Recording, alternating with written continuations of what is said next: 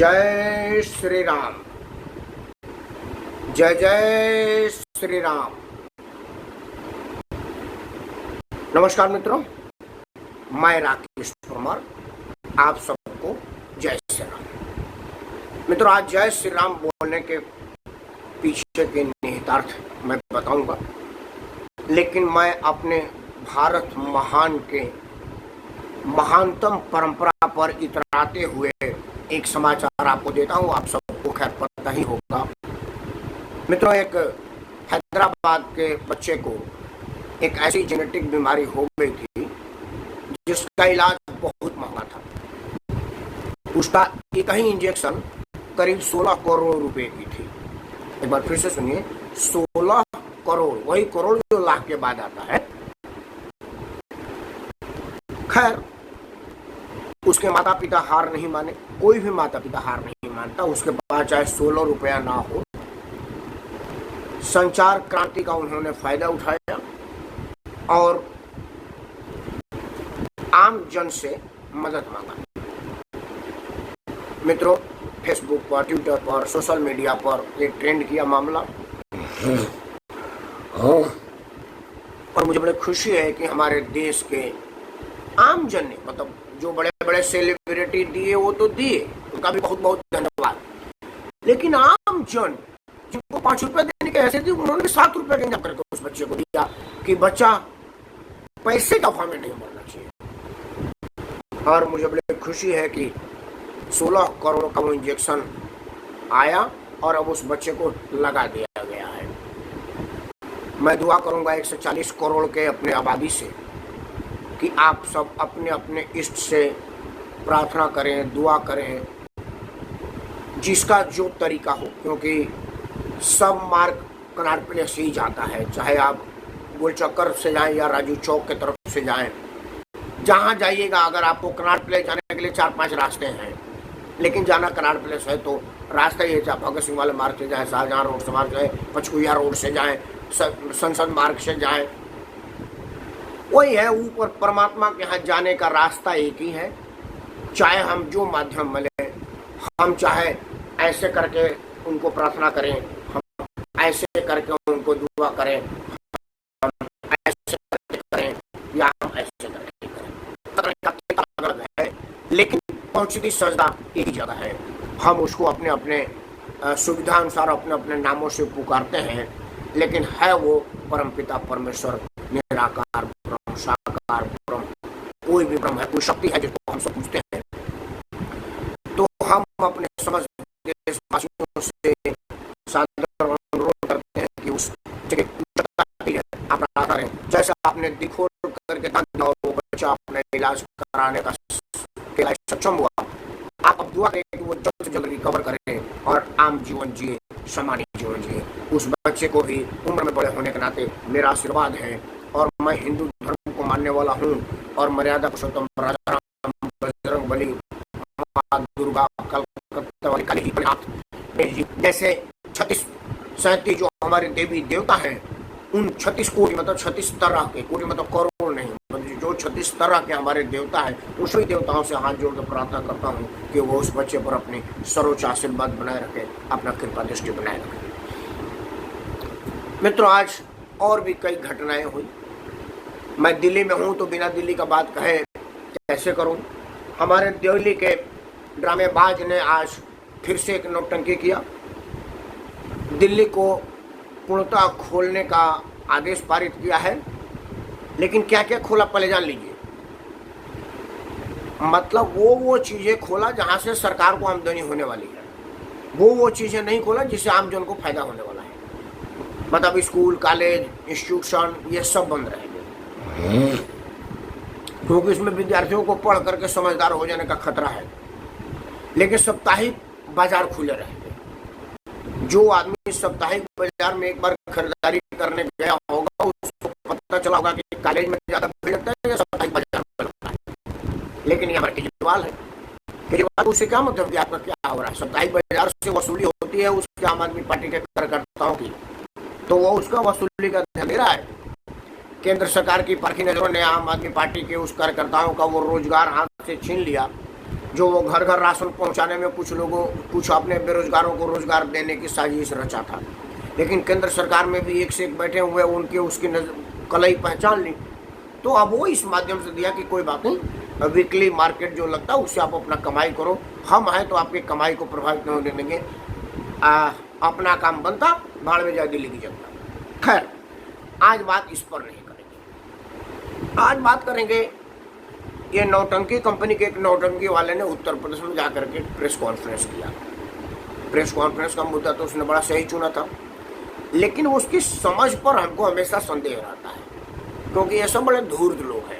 बात को अपने तरीके से घुमाना, अपने तरीके से बताना और अपने तरीके से जनमानस के मस्तिष्क में डालना इनका काम है। जैसे ये पहले डाला केजरीवाल ड्रामा वाला की कुर्सी में कोई कमी है, जो बैठता है खराब हो जाता है, कुर्सी पर ही ना बैठो, बैठ गया। फिर बोला कि कुर्सी पर बैठेंगे तो कोई लाल बत्ती नहीं लेंगे, कोई घर बंगला नहीं लेंगे, आम आदमी की तरफ चलेगा, सिक्योरिटी तो आम जन के लिए होनी चाहिए। और रोज केंद्र सरकार को होता है कि हमारी सिक्योरिटी में भी और 100-200 गार्ड होने चाहिए। रोज रोज मांग करता है, बंगले के लिए नाराज हो गया, बोले ये बंगला हमारे लिए फिट नहीं, इसी भी बड़ा वाला बंगला की व्यवस्था करो। तो खैर ये सब ड्रामा करते रहते हैं, लेकिन ये मर्यादा पुरुषोत्तम भगवान राम को छेड़ दिया है। मित्रों, वैसे ये उचित नहीं है कहना, लेकिन कहना पड़ रहा है। भगवान राम को नकारने के लिए सुप्रीम कोर्ट में कई सारे वकील मुकदमा लड़ रहे थे। एक राजनीतिक दल जब सरकार में थी तो उसने कहा था कि Ram is no existence, Ram नाम का कोई अस्तित्व है नहीं, एफिडेविट दे दिया था। वो कौन सी सरकार थी? जिसके 415 सांसद जीत करके संसद में आए थे, और अब 4 और 15 मतलब 45-40 ही रह गए हैं। अगले बार वो भी खत्म हो जाएंगे। मतलब जो पार्टी 415 लोकसभा सदस्यों के साथ संसद में राज करती थी, देश पर शासन करती थी, उसके पास नेता विपक्ष की भी हैसियत नहीं रही है। भगवान राम की कृपा दृष्टि पर भगवान राम को नकारने वाले वकील, कुछ को कैंसर हो गया, कुछ को अकाल मौत हो गया, कोई पगला गए, मतलब कुछ ना कुछ बीमारी से ग्रसित हुए मरे, और कुछ लोग अभी भी पाप भोग रहे हैं, मौत की रोज दुआ करते हैं, लेकिन मौत मिल नहीं रहा है। और एक बुजुर्ग आदमी, जिसको हम बुजुर्ग नहीं मानते, उम्र उनका बड़ा हुआ है, लेकिन हम मेरे ख्याल से सबसे बड़े नौजवान थे, जो अपने युवा अवस्था से चुनाव लड़ते, मतलब प्रचार राम मंदिर का केस लड़ते लड़ते राम के पक्ष में, और अपनी जवानी, बुढ़ापा, और अब बुढ़ापे के बाद पुनः आने वाली जवानी की स्थिति में आ गए हैं, लेकिन दधीच की हड्डी की तरह से खड़े हैं, झुके नहीं हैं, पैदल चलते हैं। सुना है कि उनकी उम्र और अवस्था को देखते हुए जज साहब ने कहा था कि आप अपनी जिरह कुर्सी पर बैठ करके कर सकते हैं, हम ये प्रिविलेज आपको दे रहे हैं। तो उस महामानव ने कहा कि हे प्रभु, राम काज किए बिना मुंह कहाँ बिसरा। कोर्ट की मर्यादा है कि वकील आपके सामने खड़ा होकर के जिरह करते हैं और अदालत में जज बैठे रहते हैं। तो हमारे पास भगवान राम की शक्ति है, और उसी शक्ति ने हमको खड़ा किया है। मैं कहाँ खड़ा हो पाऊंगा, मेरे में कहाँ शक्ति है, मैं तो निरीह प्राणी हूँ, हर मांस का टुकड़ा लोथड़ा, मुझ में कहाँ है। लेकिन मर्यादा पुरुषोत्तम भगवान राम का यश है मेरे साथ, हनुमान जी का बल है मेरे साथ, शिव जी का दया है मेरे साथ, हम खड़े हैं और हम खड़े ही रहेंगे, और अभी तक वो खड़े हैं। खैर, ये मामला इस पर नहीं था। मामला था कि संजय सिंह ने कहा है कि ये 2 करोड़ का लिया, 18 करोड़ का बेचा, ऐसा क्या हुआ। मैं दुनिया की बात नहीं जानता, मेरे स्वयं के साथ मैं अपने बिल्कुल होशो हवास में भगवान शिव का दरबार मेरे सामने लगा है, पीछे तो शील्ड लगे हुए है, और मेरे चारों तरफ देवी देवताओं का वास है। मैं जहाँ रहता हूँ सबके आशीर्वाद के बीच में ये मेरा कमरा है। उन सबको हाजिर नाजिर मान करके आपको बता रहा हूँ 3-4 घटना जो मेरे साथ घटी। सबसे पहले बात करते हैं मेरे गृह जिला बलिया का मुख्यालय बलिया। बलिया में आवास विकास कॉलोनी है, बड़ा वीआईपी लोग रहते हैं। उत्तर प्रदेश के जो मंत्री हैं है बलिया से, वो सब लोग उसी कॉलोनी में बात करते हैं, बड़े बड़े ठेकेदार हैं। हमारे सांसद महोदय आदरणीय भरत सिंह जी का भी आवास है वहीं पे। हमने भी वहां पर जमीन लिया है आप सबके कृपा से, मेरा भी घर वहीं पे। जब वो जमीन मेरे को दे रहा था, वो जमीन देने वाला मेरे जानने वाले थे, उन्होंने बोला भैया 5-10 कट्ठा ले लीजिए, क्योंकि ये 50 लाख रुपया कट्ठा होने वाला है। अभी 4 लाख में आपको दे रहे हैं, हालांकि 4.5 का मार्केट चल रहा है, लेकिन आपको 4 लाख रुपये में देंगे। तो हमें ऐसे लगा, उस सब जमीन बेचने वाला, प्रॉपर्टी बेचने वाला ऐसे कहते हैं कि कल का 50 लाख होने वाला है। हमने नहीं ली। मैंने बोला अब यार, हमने यहाँ रहना किसको है, हम तो दिल्ली रहते हैं, क्योंकि बलिया मुख्यालय है तो एक घर होना चाहिए, इसीलिए अब एक बस रहने भर का हो, हमको इन्वेस्ट के सिलसिले में नहीं चाहिए। हम 4 लाख रुपया कट्ठा उस जमीन को लिए। और ये तब की बात है जब इसमें अंग्रेज हुकूमत करते थे, या ये तब की बात भी नहीं थी जब इमरजेंसी लगी थी, ये अभी की बात है। और जब मैं आपकी बार गाँव गया था, ये फरवरी में 2019 फरवरी में, मतलब 20 में तो मैं गया ही नहीं, 19 फरवरी में मैं गया था अपने गांव। तो पता चला कि 45 से 47 लाख रुपया कट्ठा वो जमीन हो गया जो मैं 4 लाख में लिया था। मतलब मेरा वो घर 50-60 लाख रुपए से ऊपर का हो गया है। जमीन जो जमीन पर मैं घर बनाया हूँ। अब आते हैं दिल्ली। दिल्ली में मैं घर द्वारका सेक्टर 3 का एक फ्लैट, 3 बेडरूम सेट। मैं एक कंपनी में मैनेजर था।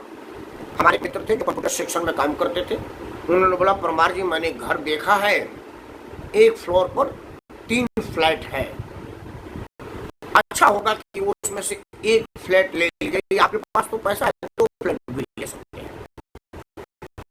चलिए आपको दिखाता हूँ। मैं देख लेते हैं। मैं तो एक नाली थी, मेरी गाड़ी वहीं धंस गई। प्रॉपर्टी डीलर बोला कि ये मेट्रो है जी, मतलब वो मेट्रो जिसमें मेरी गाड़ी फंस गई है। हाँ सर ये मेट्रो है और ये फ्लाईओवर बन रहा है। तब वो फ्लाईओवर पालम वाला बन रहा था। मैं बोला ठीक है, तो जिस दिन ये मेट्रो काम चालू हो जाएगा और फ्लाईओवर तो खैर उद्घाटन हो जाएगा, ये जो आपको 8.5 लाख रुपए में फ्लैट हम दे रहे हैं, ये 80 लाख रुपया का हो जाएगा। तो हमने बोला भागो यहाँ से यार, ये कौन आके द्वारका में लेगा, 8 लाख 80 लाख बता रहा है। तब मैं बस नीचे उतरा तो देखा कि हमारे एक बैंक का कैंप लगा हुआ है, उसमें वो एरिया मैनेजर आया था। उसने बोला प्रणाम सर, आप कैसे? मैं बोला यार हमारे मित्र उनके फ्लैट देखने आया था। बोला सर हम लोग फाइनेंस कर रहे हैं और आपको किसी गारंटी की जरूरत नहीं है, क्योंकि एक्चुअली असल में क्या था कि मेरा कंपनी का सैलरी अकाउंट उसमें था। वो जो 1200-1300 लोगों की तनख्वाह आ जाती थी, वो एक लेटर हेड पर मैं ही साइन करता था। वो लिस्ट बनता था, उनके आगे तनख्वाह लिख दी जाती थी, नीचे लेटर में मेरा साइन होता था, तो वो सब लोगों के अकाउंट में वो सैलरी ट्रांसफर हो जाता था। मतलब हम चेक नहीं काटते थे, अपने लेटर हेड पर लिख करके देते थे। वही सैलरी अकाउंट का ही परंपरा भी है। तो कहा सर आपके अकाउंट से इतने लोगों की तनख्वाह आती है, आपको गारंटी की जरूरत नहीं होती। असल में गारंटी बैंक मैनेजर अपने भरोसे के लिए लेता है कि भाई आप कहीं भाग जाएंगे तो मेरी रिकवरी कहाँ से होगी। आप बिना गारंटी का है, और सर मैं आपको कह रहा हूँ कि आप ये दोनों ले लीजिए, अगर ये एक ले रहे हैं तो।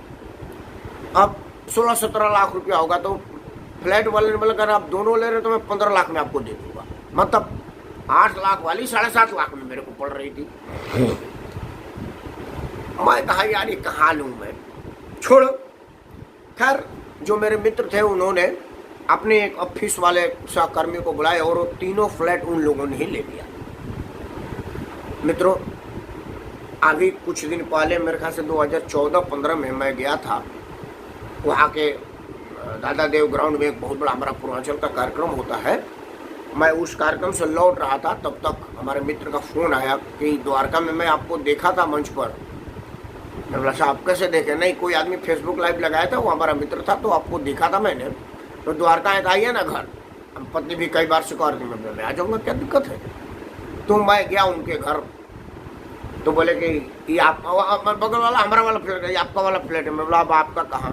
बोला जानते हैं परमार जी, हाँ 1 करोड़ 20 लाख रुपए में मैंने इसको लिया, एक को। दूसरे वाले के लिए मेरे पास शक्ति नहीं थी, तो हमारे एक का ले लीजिए। हालांकि वो अभी सरकारी अफसर हैं, तो 1 करोड़ 20 लाख रुपये उनके लिए बड़ा चीज़ नहीं है, वो दोनों ले सकते थे, लेकिन दोनों डर के मारे नहीं लिए कि जांच ना बैठ जाए। देखिए 8.5 लाख का फ्लैट जो कि मेरे को 7-7.5 लाख का पड़ रहा था, 1,20,00,000 रुपया का वो द्वारका का फ्लैट उन्होंने, वो जो मित्र जिन्होंने 8 लाख में वो फ्लैट लिया है, उसी अपने बगल वाले फ्लैट को 1,20,00,000 रुपये में लिया है। अब आते हैं संजय सिंह का रातों रात दाम बढ़ाने। ये तो कुछ दिन के बाद की बात है, अब रातों रात वाली आपको बताते हैं। मैं दिल्ली के जैतपुर इलाके में रहता हूँ, गरीब लोगों का इलाका, ये कोई बहुत धना सेठों का इलाका नहीं है। हमने यहाँ पर एक 100 गज का जमीन लिया है। वो तब हुआ था, मेरे पिताजी कहते कि भाई एक जमीन होना चाहिए छोटे भाई के लिए भी, तो हम एक जमीन लिए। उसका तो 8.5 लाख रुपए का पड़ रहा था 100 गज। हमने 8.5 लाख रुपए का पेमेंट का व्यवस्था किया और वो जमीन ले लिया। हम लोग जमीन ले करके बयाना करके वो पेपर बनवा के आए, तब जब घर आए तो पता चला कि जो जमीन आप लिए थे ना, अब वो कॉलोनी पास हो गई है।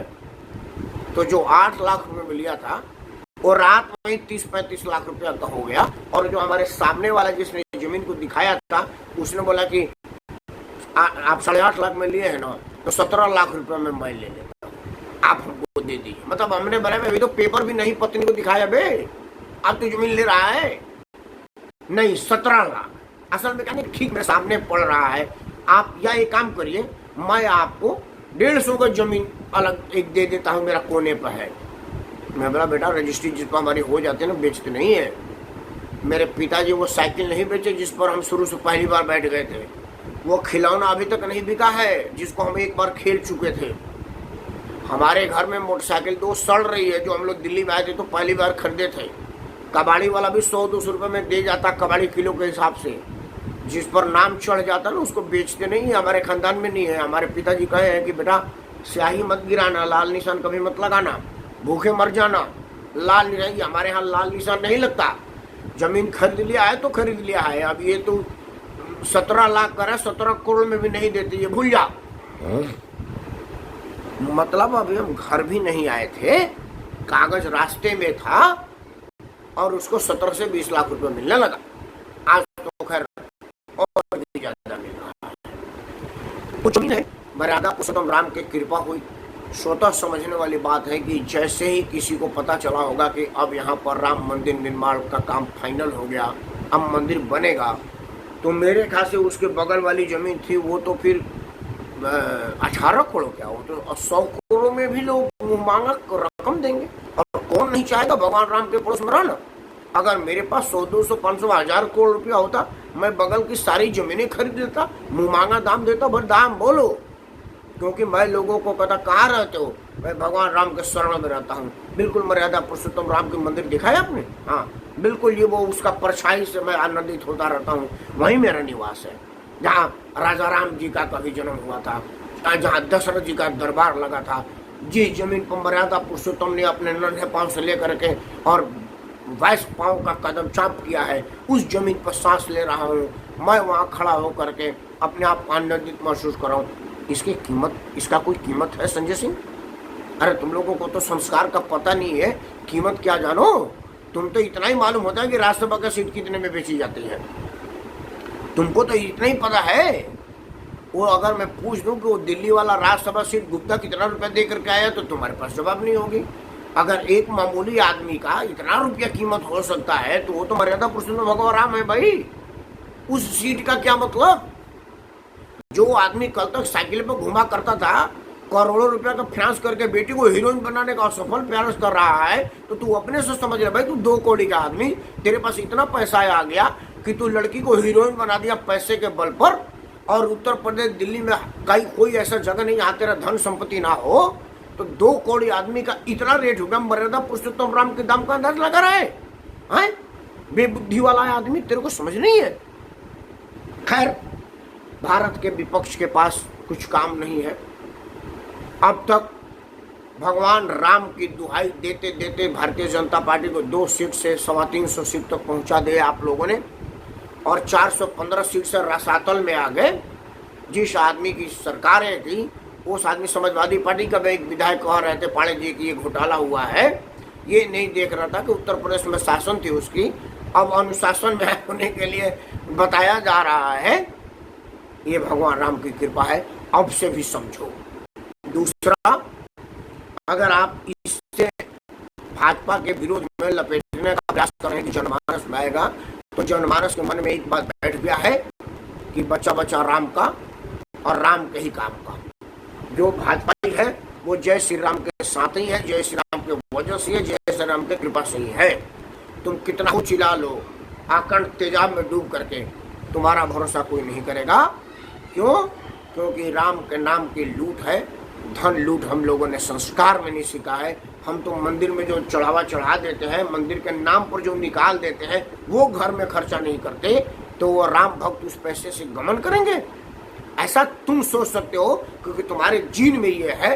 हम तो सोच भी नहीं सकते क्योंकि हमारे घरों में जो पंडित जी के नाम पर निकाल देते हैं ना, वो इस्तेमाल में नहीं लगाते, किसी न किसी पंडित को ही देते हैं। तो वो तो भगवान राम का है, उस पर तो विचार भी नहीं हो सकती। तुम इसलिए सोच लिए कि तुम बेईमान लोग हो, धर्म की दुकान करने वाले लोग हो, आस्था को बेचने वाले लोग हो, स्वाभिमान को बेचने वाले लोग हो, गरीबों को लूटने वाले लोग हो, राशन चोर हो, तेल चोर हो, बिजली चोर हो, अरे खानदानी चोर हो। तुम्हारा अलग बात है, लेकिन ये राम भक्त लोग हैं, ये तुम्हारे किसी बहकावे में नहीं आएंगे। इन शब्दों के साथ भगवान मर्यादा पुरुषोत्तम भगवान राजा राम की कृपा आप सब पर बनी रहे और आप सब राममय हो, राम राजमय हो। और ऐसी दुआ करता हूँ मैं। कोरोना अभी गया नहीं है, आप बहुत जरूरी से जरूरी ना हो तो बाहर ना निकले, नहीं तो कोरोना है ये किसी को छोड़ेगा नहीं। राम नाम जपिए और अपने ही घर में रहिए। जय श्री राम।